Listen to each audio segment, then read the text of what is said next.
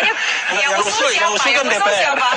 DPR kan banyak yang usul siapa nih? Begini, RUU itu kan ini usulan dari beberapa anggota DPR ya, yang memang itu dari teman-teman fraksi PDI Perjuangan.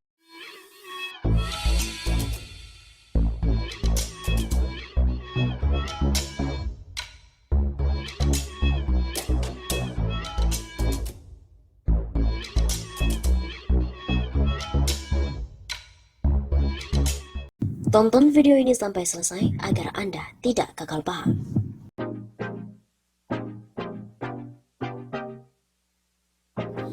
Kali ini pun tak bisa dibantah bahwa Wakil Ketua MPR mengatakan RUU HIP yang usul adalah fraksi PDIP.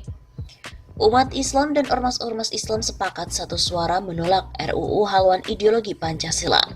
Majelis Ulama Indonesia pada hari Jumat 12 Juni minggu lalu mengeluarkan maklumat keras dalam menolak RUU HIP di mana dinilai terdapat upaya untuk membangkitkan kembali paham dan juga Partai Komunis Indonesia. Kami pun pantas untuk mencurigai bahwa konseptor RUU HIP ini adalah oknum-oknum yang ingin membangkitkan kembali paham dan Partai Komunis Indonesia, dan oleh karena itu patut diusut oleh yang berwajib. Begitu bunyi poin 5 maklumat MUI. Setelah penolakan luas dari umat Islam, partai-partai di DPR sekarang saling lempar dan buang badan, tidak mengaku siapa yang menjadi inisiator dan juga yang mengusulkan RUU HIP, di mana telah disetujui pada rapat paripurna DPR dan masuk pada program legislasi nasional pada 12 Mei lalu. Namun, di acara 2 CCTV One beberapa waktu lalu, Wakil Ketua MPR Arsul Sani mengatakan RUU HIP yang mengusulkan adalah PDIP. Nah, jadi jelaskan?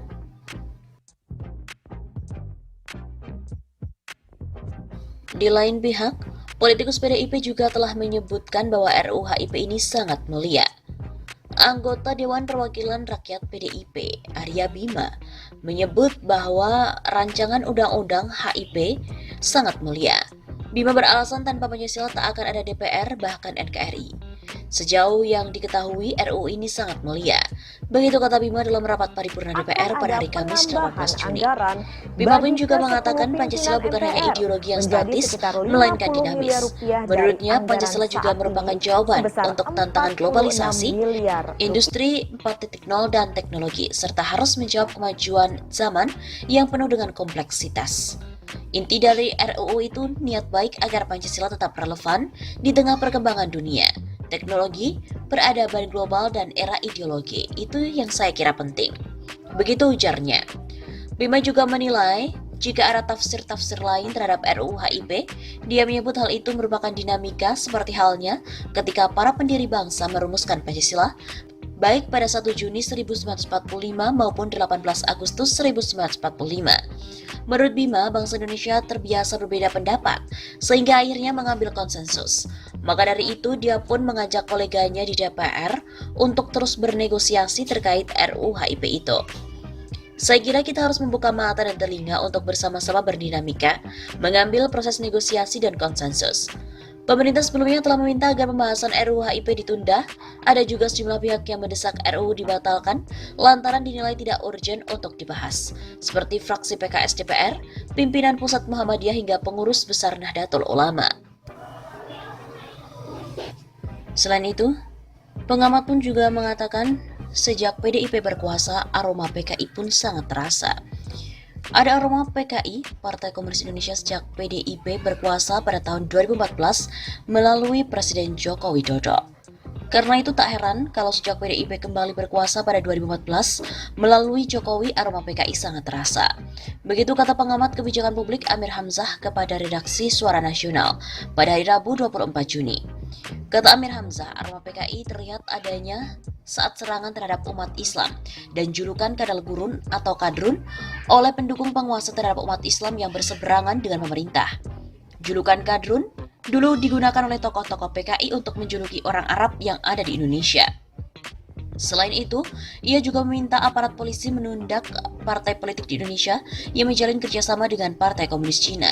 Amir Hamzah mencurigai terbitnya rancangan undang-undang HIP tidak bisa dilepaskan adanya kerjasama dari partai politik di Indonesia dengan Partai Komunis Cina. Terbitnya RUU HIP pada Mei 2020 lalu bisa jadi merupakan satu rangkaian panjang untuk membuka jalan kebangkitan komunisme di Indonesia, dan ini tak boleh ditolerir. Begitu jelas Amir Hamzah. Selain itu, Fuad Bawazir juga mengatakan kejadian saat ini pun mirip sebelum peristiwa G30 SPKI. Saat ini pola tahun 1965 sedang dimainkan, seperti adanya agitasi dan propaganda, sehingga memunculkan hiruk-pikuk tidak menentu. Demikian dikatakan Menteri Keuangan era Presiden Soeharto, Fuad Bawazir, dalam sebuah artikel berjudul Ingat Tahun-Tahun Vivere Pericoloso. Menurut Fuad, saat ini tentu tidak mudah menunjuk hidung aktor yang memunculkan agitasi dan propaganda. Sebab, dulu masih ada PKI dan organisasi-organisasi underbone-nya, tapi kini semua tanpa bentuk sehingga biasa disebut OTB, organisasi tanpa bentuk. Kata Fuad, saat ini aktor pemainnya tidak selalu nampak. Yang dimainkan bisa jadi tidak sadar dan lebih celaka lagi, kelompok yang bodoh yang hanya ikut-ikutan bermain. Kini, provokasi terus dilancarkan dengan berbagai cara, bahkan menggunakan buzzer berbayar dan juga medsos. Kini pun, tiba-tiba melihat baliho besar Presiden Soekarno pemimpin besar revolusi di jalan protokol. Baliho PBR ini bisa memancing baliho lain seperti Presiden Soeharto adalah Bapak Pembangunan Nasional, Presiden B.J. Habibie Bapak Teknologi Indonesia, Presiden SBY Bapak Demokrasi, dan lain-lain. Tentu kita berharap agar pancingan baliho PBR itu tidak berhasil. Kata Fuad, muncul lagi provokasi lain yaitu usulan masa jabatan Presiden diubah menjadi 8 tahun. Tentulah gagasan ini meningkatkan suhu politik.